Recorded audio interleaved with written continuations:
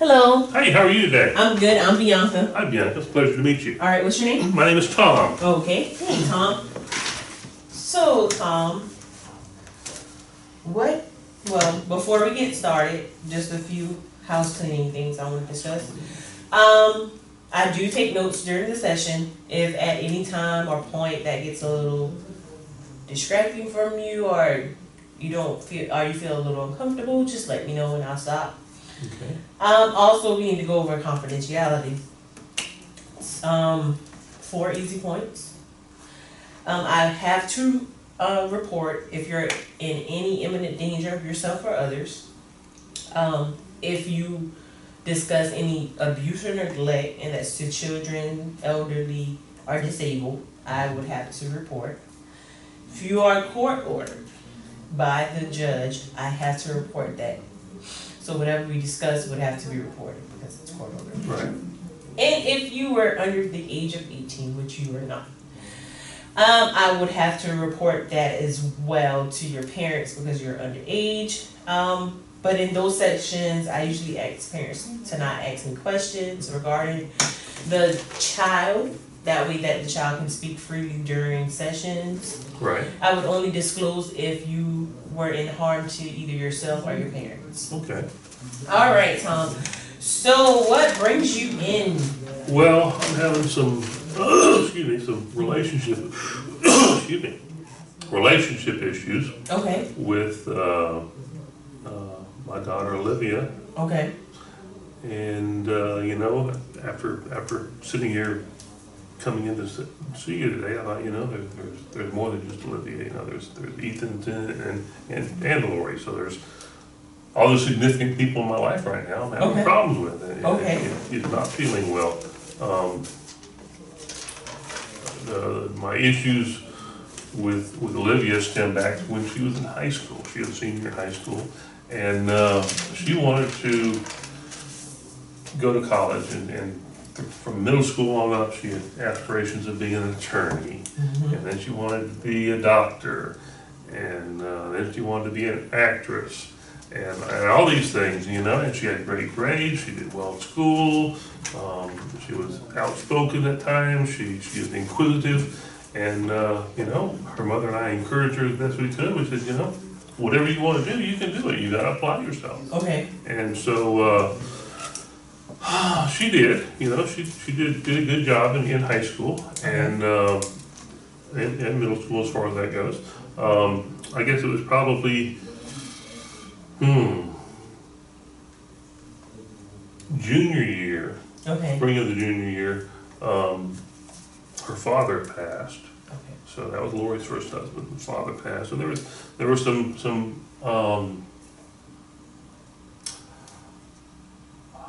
behavior issues. She was being rebellious, or teenage rebellion type stuff. Gotcha. And her younger brother Ethan, which was a few years behind her, was getting into a little bit of substance abuse stuff going on. Okay. But wasn't that bad. So that year went by. Olivia decided during her senior year that the dynamics of our household were such that we were even arguing at that time, and she decided that she didn't want to go to school in South Carolina. She wanted to go to school outside the state of South Carolina to get away from us. Gotcha. So so after Christmas, it was talked about doing the FAFSA, federal aid for student loans applications, and she wanted that because we couldn't afford to send her to school. So she talked to her mom about it, and we talked about it. I said, "Hey, great, let's do it." Okay. So I said, let me know one weekend when I'm home, because I work out of town. Gotcha. We'll get together and we'll knock out this FAFSA stuff. So every weekend I was home, had my computer, I was ready to go. Some weekends she wasn't home, some weekends I might have had to work, but by and far when I was home, I was ready to do the FAFSA application with her. Okay. So as time went on between January and I think it's like mid-March or so. Okay. You've got to get your FAFSA application in for the next fall's term. And that weekend was coming up, and it's right around Mother's Day weekend. Might have been Easter weekend, one of those two, one of those important weekends. And, you know, I told her a week before, I said, look, we gotta get this done, deadline's coming up. And she said, yeah, okay, we'll do it. Well, the weekend came, and that weekend Olivia had to go out of town. Mm-hmm. Something to do with her little job she had. Okay. And so she wasn't there to do her FAFSA stuff. And my wife Lori looks at me and says, we gotta get it done. Mm-hmm. And then she said, well, I gotta go see Mama. Mama's in the hospital, so Mm-hmm. why don't you go ahead and get it done? So I spent the Saturday before Mother's Day Okay. of Olivia's senior year doing the FAFSA application until the wee hours of the night to Gotcha. meet the deadline, and we got it in. And everything was wonderful. You know, she got her awards and everything. And got into. She went to the Denver University out in Colorado, Okay. and everything was great. Along that line, you know, she had her little job in high school, and she was working for a company called Vector Marketing. Mm-hmm. And Vector Marketing is a parent organization of Cutco, which is a door-to-door salesperson type person that Okay. sells knives to different families. And they got a great product, expensive product, but a nice product. So Olivia's doing this, and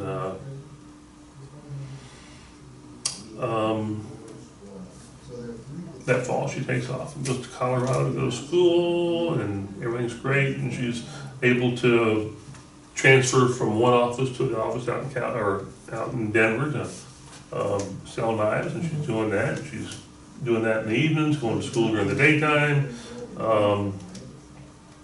and everything's great. So she, at the end of that year, she comes home. That first year of college, her freshman year is over with. She comes home and she's doing the knife selling back in Charleston area again. Mm-hmm. And she's, you know, she's going 90 miles an hour, just like she was when she was in high school. Gotcha. She's going to work, she's hanging around the house a little bit, staying out late, coming in wee hours in the morning, turning around, getting up within 3 or 4 hours, and going back to work again, or whatever she's doing. Mm-hmm. So, wasn't much family time really going on. You know, her mother wanted to spend time with her, and she, I gotta go to work, gotta go to work. Okay. And it was just frustrating. She felt that she needed a car to go back to Denver with to facilitate her little business, her little job she's doing. So we took her with the car, take back. She drove back to Denver, and she's in Denver, and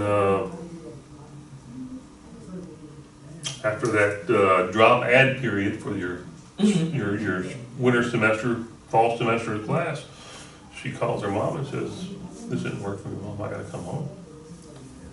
So she had already withdrew from school on her own and drove herself back to South Carolina, and she went back to the selling of the knives and stuff, and at times she did great. Selling anything is a feast or famine. On those months when you do great, you got all the money in the world. But the next month, you know, if you don't make those sales, there's not enough money coming in. So she didn't really understand that concept of, on those good months, to put some back so you'll be able to cover yourself for the leaner months. But she did well enough with it that she got some promotions with the company and had an opportunity to go to, where'd she go? She went to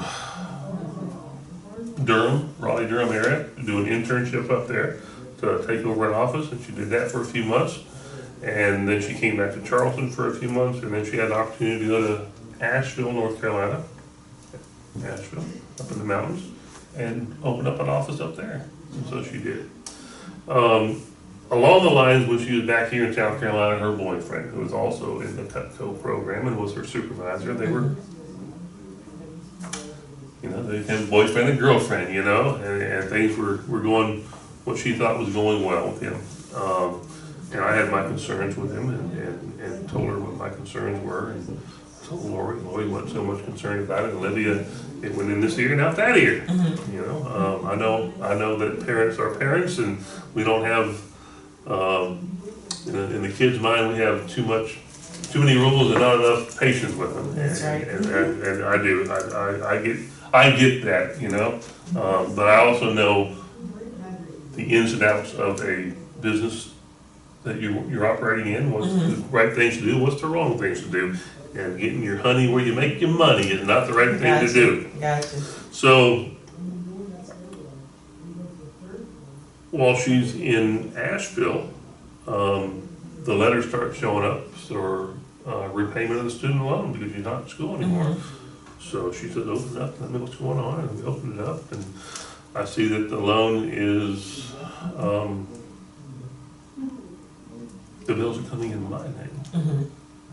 And I looked at it and said, that doesn't seem right. So I called them and said, look, you know, I didn't go to school for a year on a student loan, my daughter did. And they said, you know, Mr. Kohler, when you filled out the paperwork, you filled it out that you are the guarantor of the loan. So these are your debts. And I'm like, whew. So I got on the phone and I called her. I said, look, you know, on them feast months when you're making a lot of money, you need to be paying back your student loans. And she hasn't. And it's just been one thing after another with her. And it's frustrating. And I'm angry with her, disappointed, Okay. disgusted, just because of the decision she's making. So, All right. So we're focusing on Miss Olivia. How was, I know you said Olivia, she went from high school to college. You guys were supposed to do FAFSA together. You Right. ended up doing it by yourself. So it wasn't what you expected it to be. It was something that you wanted to work on with her, but she didn't see the importance of it. So you ended up doing it by yourself. Lori kind of got on you when it got closer to the deadline, like, come on, Tom, this needs to be done. So on and so forth. She goes to college. She does it this semester. She's like, I'm not feeling it. So she comes back. In the meantime, she's going to school and she's working. So she drives back that semester. She kind of dropped out. She drives back. Then she started to work other places in North Carolina. She got promotions because she was doing good on the job. Supervisor boyfriend, relationship going there. Then the loans start to come back. Fortunately, Tom did the work, so it's in Tom's name.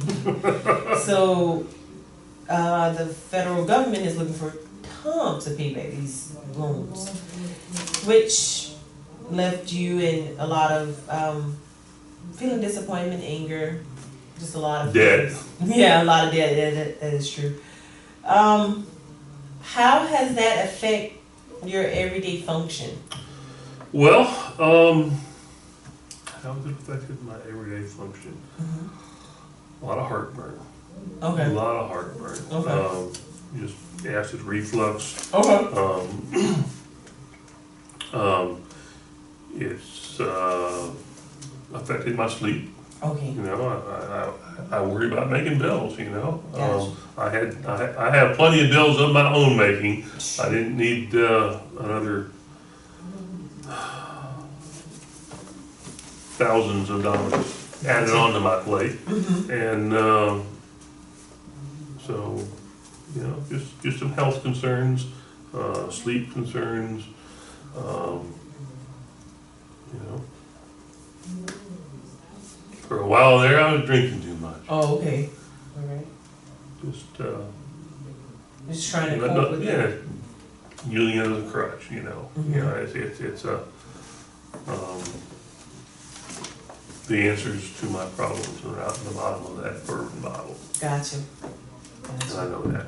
So, you know, I had to go to the doctor, and I got some medicine to cut out the heartburn, and gave me some dietary changes, and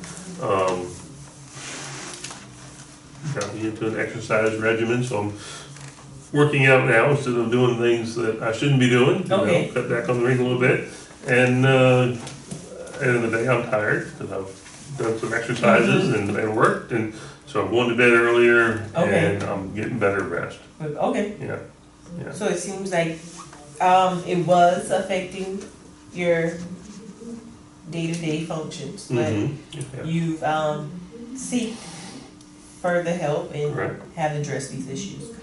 Has this affected your thoughts anyway? Just in the thoughts that I have that I'm angry with Olivia. Okay. I'm angry with her lack of concern for the mess that she has created, and her unwillingness to step up and say, "Hey, you're right. I screwed up.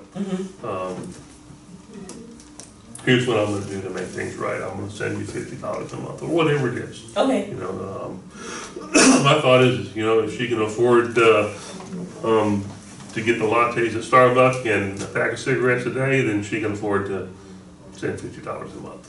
That is true. That is true. So, And that wouldn't even begin to cover the You're right. monthly payment on a student loan. You're right. You're right. So how does that anger feel? If I dwell on it, then I get to the point where if she calls to talk to her mom, I leave the room. So I really don't want. I don't want to see her. Don't want to hear from her, because you know the fact of the matter is she can't afford to support herself now. She's out of school. She's working full time, but you know she's not making enough money to get from the end of May to the beginning of June. So the bank of Tom Coger is open 24 hours a day. Let me call mom. Mom goes to the bank, shuffles some money around, and Olivia's got a windfall. So just anger. I throw my hands up in the air. I'm done with it. Nope. Don't even want to talk about it. Okay. So it's, And not, no, we don't want to talk about it with you, but I tell Yeah. the wife, no, I don't want to talk about it. Do what you got to do. We'll be okay. okay. So it sounds as if the anger is kind of creating a distance between you and Olivia. It has created a chasm between me and Olivia. A Gotcha. chasm. How often does this problem arise, or how long has it existed? Well, it's been going on since 2000 and let's see here. She's 24 now. Back up 2012. Okay. 2012 when she went away to school, and by 2014 she was back from school and running the roads, Gotcha. corporate life. Okay. So Is there any pattern of events that surrounded this problem? pattern of events around the problem. You know, I think the pattern of events is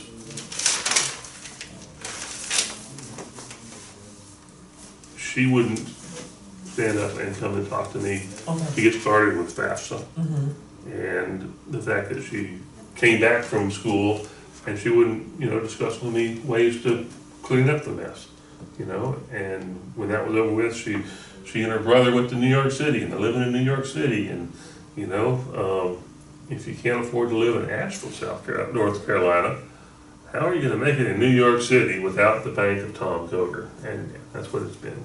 That is true. Crazy stuff. But, you know, this past weekend, my wife's niece got married.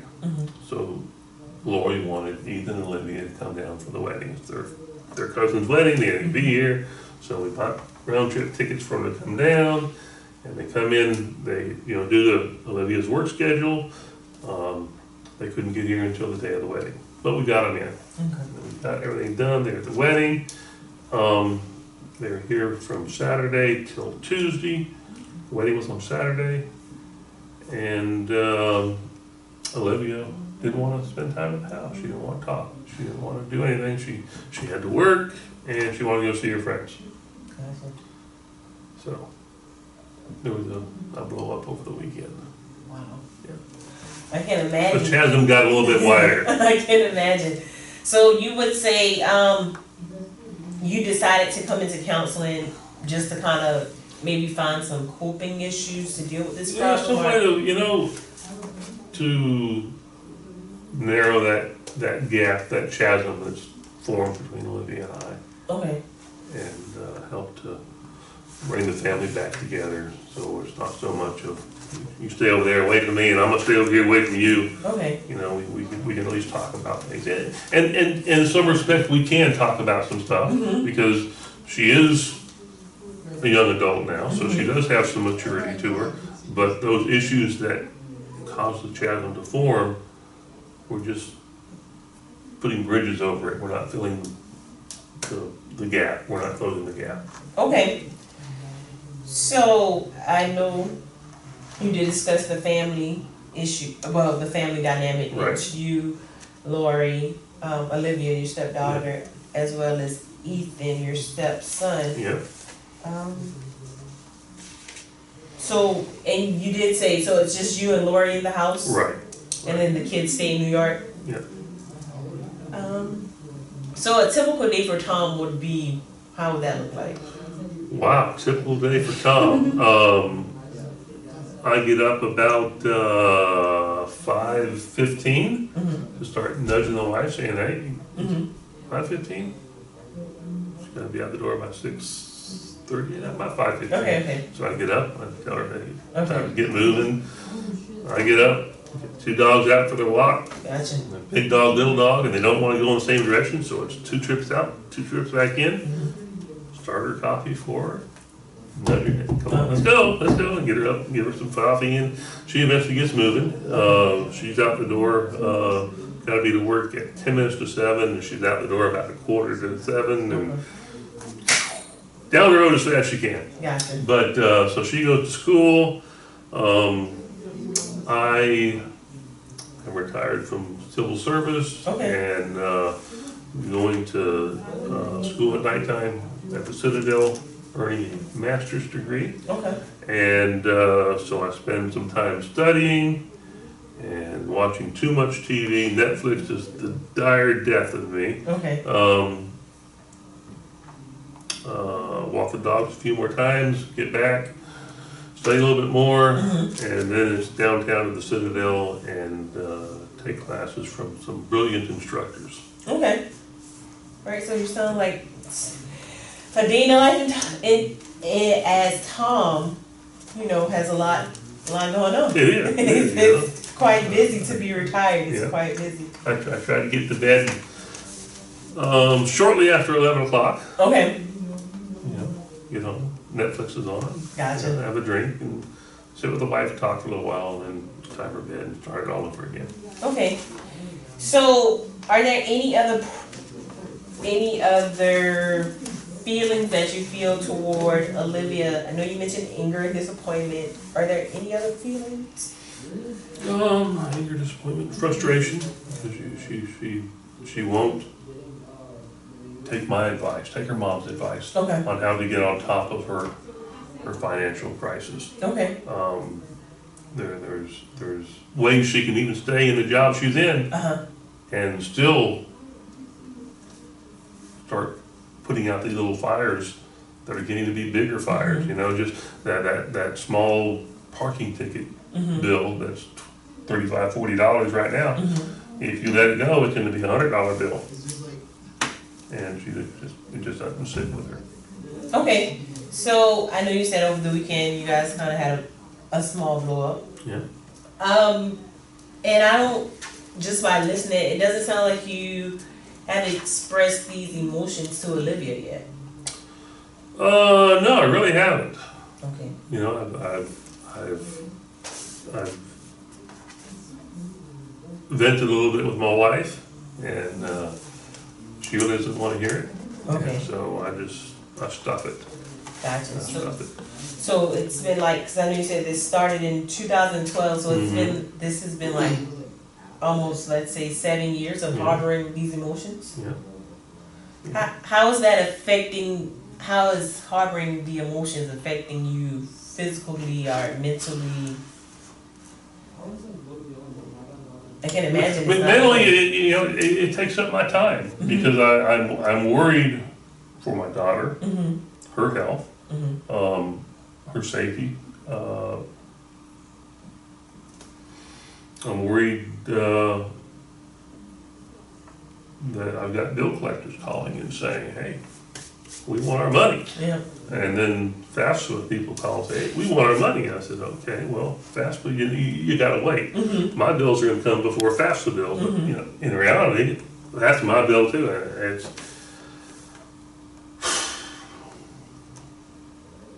the mess we get ourselves into. Yeah. You know, the love of children, You're right. here I sit. You're right. All right. So, what I would like to do with you, Tom? Well, because I almost forgot to ask you, what did you want to get out of this session today? I'd like to start getting the communication skills that I need Okay. to express my feelings to Olivia in a constructive way. Okay. So, you know, I'm not dumping a lot of crap on her, and she's thinking, "Wow, this is why I didn't want to talk to you in the first place." I'd rather do it in a constructive manner so that, you know, we can start closing that gap up, and I can give her some small stuff that she can start working on to boost her confidence. That, you know what, it's okay to have bills, but we also have to reach out, start closing those gaps up and getting those bills out of the way. Okay, so what I would like to try with you, if you're up and open to it, is something that we do, and it's called empty chair. So I'm going to place an empty chair in front of you. We're going to imagine this is Olivia. And I just want you to get some of the feelings out that you've been harboring for 7 years. I want you to get those out. And let Olivia really know how you feel. Are you something you would like to do? Sure, you know, try. This will be Miss Olivia. Okay. And you're Tom. And I just, take as much time as you need. I just want you to let Olivia know how you feel. Well, Olivia, I am frustrated that your choices are negatively impacting my relationship with you. It's frustrating when I see you and all the potential that you have to be a great salesperson and to be a great young lady in the world.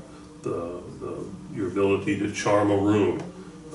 You have that elegance about you that says, "Hey, this is me. I'm going to run the world someday." And I see that. But when you're unwilling to discuss with me our problems with your FAFSA loans, and you wanted to go to school, you wanted to go out of state to go to school, you wanted all this, and during the process of getting FAFSA together, you weren't willing to sit down and do it.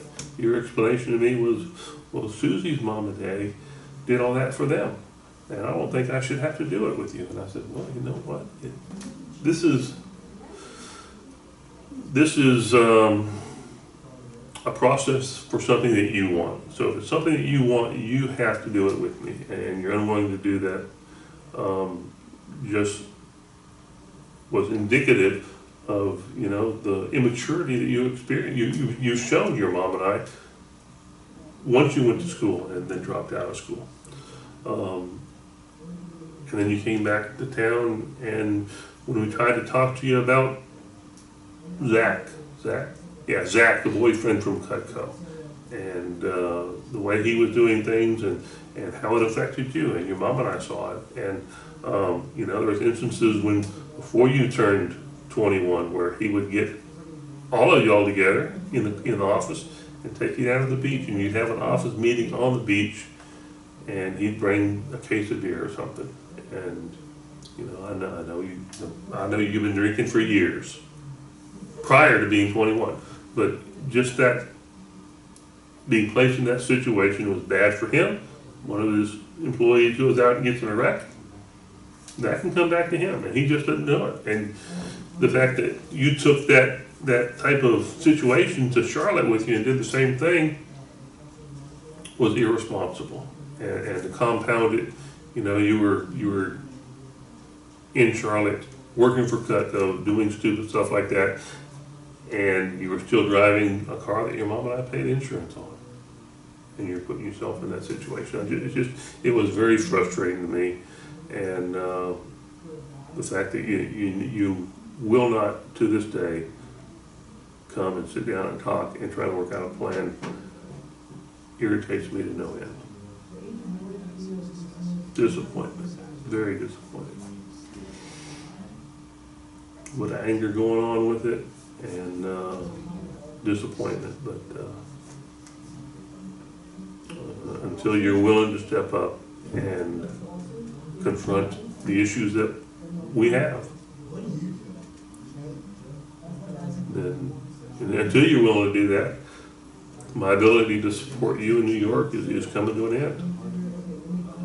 I gotta take care of the FAFSA bills and my bills, and I can't afford to continue to finance your housing and transportation issues in New York.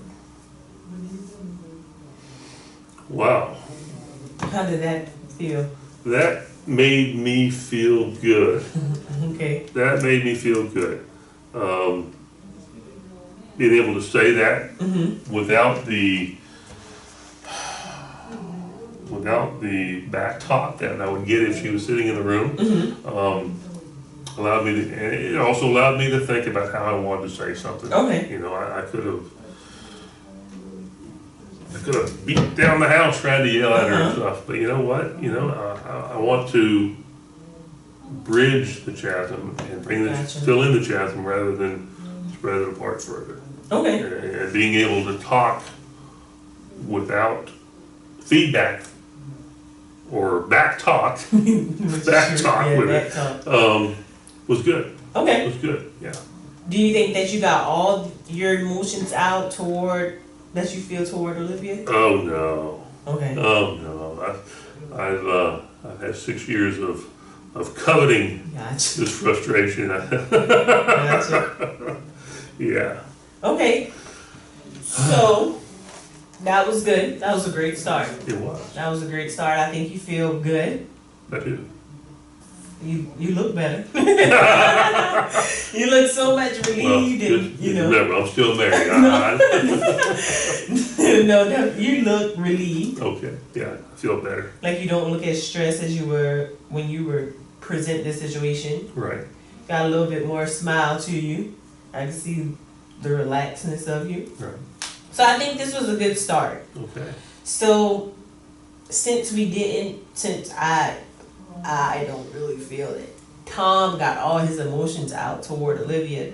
I know you did hit frustration, anger, and disappointment, but I think 7 years of harboring this, it has to be more emotions that lie within Tom that Right. Tom's not getting out.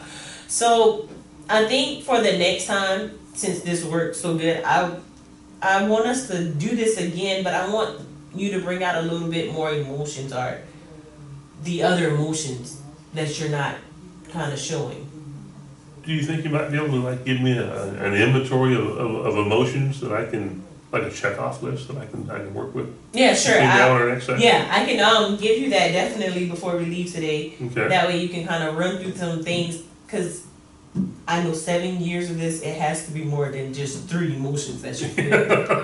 But hey, who am I? Yeah. You know, it could be, but I think, Okay. you know, you telling me the story, I feel like it's more. So maybe we can work on this again, Okay. and I give you the checklist, and you can work on, you know, more emotions and how you Okay. feel. And it was great, and I think that'll be. You think that'll work for the next think so. session? Something I that think so. you want to do? I do. Alright, so let's meet this time next week. Next week, Wednesday. Next week works for you? Yep, this Okay. time next week, and we can do this again.